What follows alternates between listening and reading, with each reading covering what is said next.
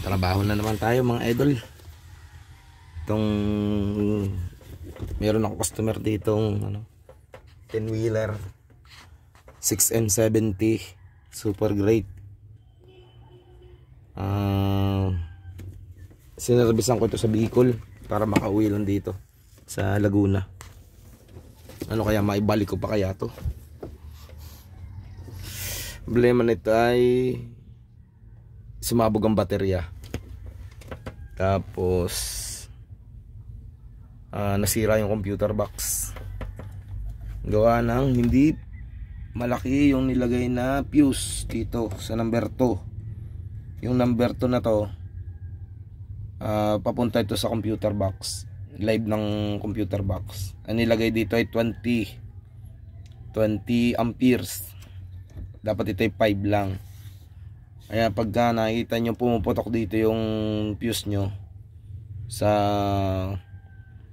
yung fuse dito, ibig sabihin nun grounded ang iyong computer box. Itong fuse na to sa number 2. Ano nga ba yun? Number 2, F number 2. Tapos ang problema nito ay overcharging. Hindi na kaya ng baterya yung charging.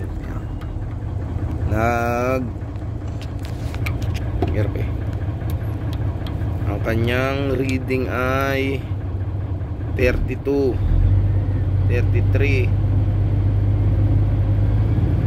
34. Sobra. Hindi pwede yun. Dapat 28 lang. Pinakamataas na sana yun. Kaya, pero umaandar na to. Napaandar ko na.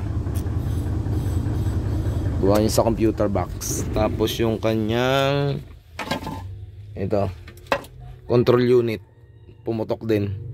Siguro sa gawa ng overcharge. Tapos yung panel gauge, pumutok din to. Pinalitan namin. Bosto, magtitrace na lang ako sa mga wiring.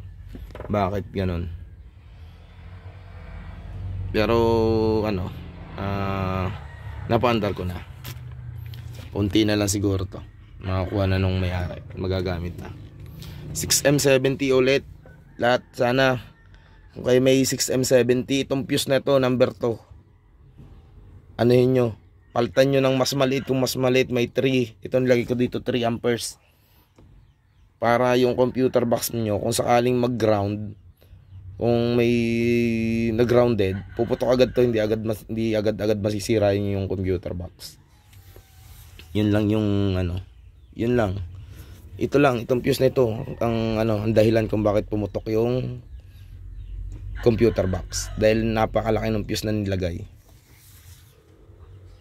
Sa mga may 6M70, check nyo yung fuse nyo. Baka yun ang maging sanhi ng pagkasira ng inyong computer box. Yun lang. Tapos dito, kalansay na yan, uhuyagin ko pa yan hanggang doon sa baba.